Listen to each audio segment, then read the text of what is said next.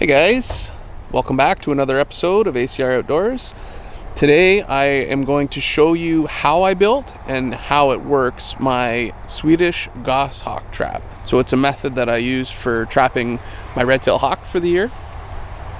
And since trapping season has started, I got my trap out. Any of my videos when I go over stuff like this, I'm only a second year Falconry apprentice, so I still check with my sponsor, and I highly recommend that you would check with your sponsor or someone who's got more experience obviously than I do before you build or try to use any of the things that I show in my videos.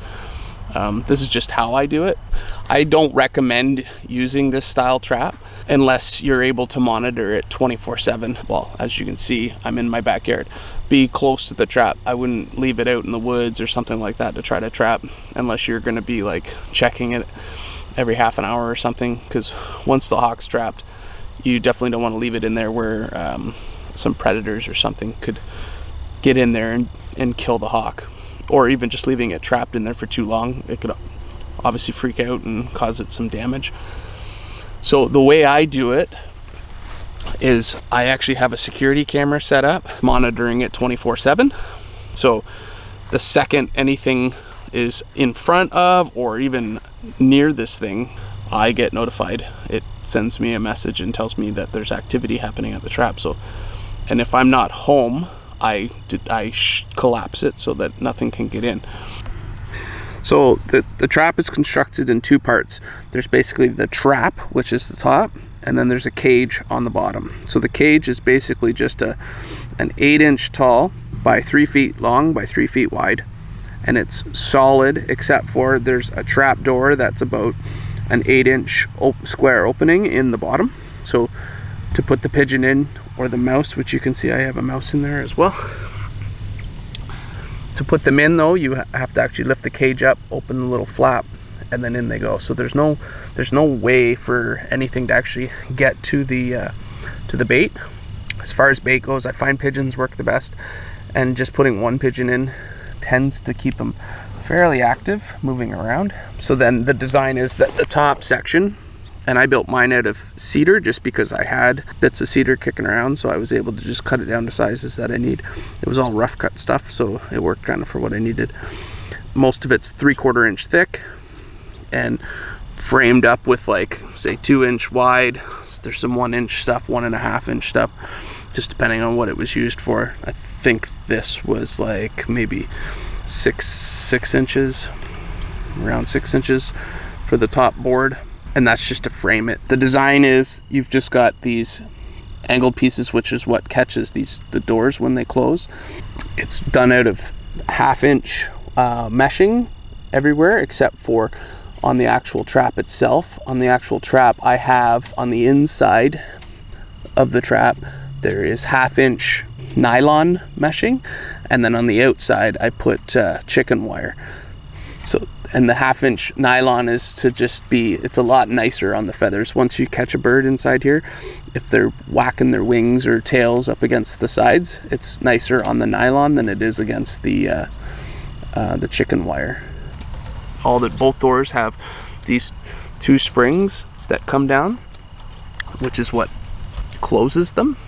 And then there's the artificial perch, which goes from the 2 braces on each of the doors. There's one on each side, and in the center of the perch it's actually cut in half, so you can see right there that it's 2 parts. So the way it usually ends up working is that the hawk will be up above circling and see the pigeon or whatever the bait is down below. So they usually come down and sit in a tree, and then they'll fly down and they'll land on the ground beside the trap. And then they'll try to figure out a way by circling around the trap, trying to figure out how to get in. And then they'll tend to jump tops here. And then looking down, they see that perch. So they'll usually jump down onto the perch. And when they do that, it triggers the trap. But both with Rogue and actually the new hawk that we've already trapped in this year, which I'll be showing you in a later video, they both actually just came from the tree, flew straight down right into the trap and triggered it basically just because of the momentum of them coming down to try to get the pigeon below was triggered. So if we picture this as the hawk, as it comes down and it hits, it triggers the trap. So once the trap is set and the hawk is inside, you can see that with the springs on them, the doors are nice and snug. All the seams shut up nice and tight.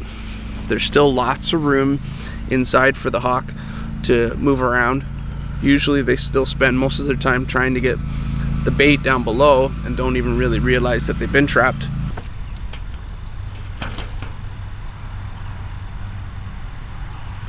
So to set the trap, basically you've just got your two perches, and if you set them up on both sides, it takes a little bit of a technique, but and once you get it so that it feels like you want it to feel kind of secure but ready to go at any given time. And what I actually plan on doing, because this door's springs have been stretching for some reason, I'm gonna actually put a screw with a string to just hold this square again.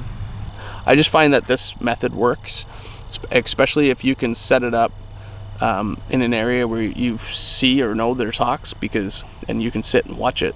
Last year when I trapped rogue, I sat with this trap up on top of a hill, and within an hour of sitting there watching it, I caught rogue last year. So it works well, and it's, I think, a little bit safer for the hawk as far as the nooses and stuff on the toes, and I don't know, it's just my opinion.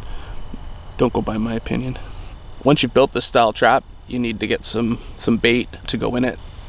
And as far as the pigeon goes, a friend of mine let me go to his barn, and you go at nighttime with a flashlight and a fishing net if you have one, and they're not too hard as long as you have access and you can get up near the rafters, which is where they're going to sleep. You can pretty much just scoop them up with a fishing net. So that's how I got Petey the pigeon. Thanks for watching. Don't forget to subscribe, hit the like button and the bell, and we will see you on our next outdoor adventure.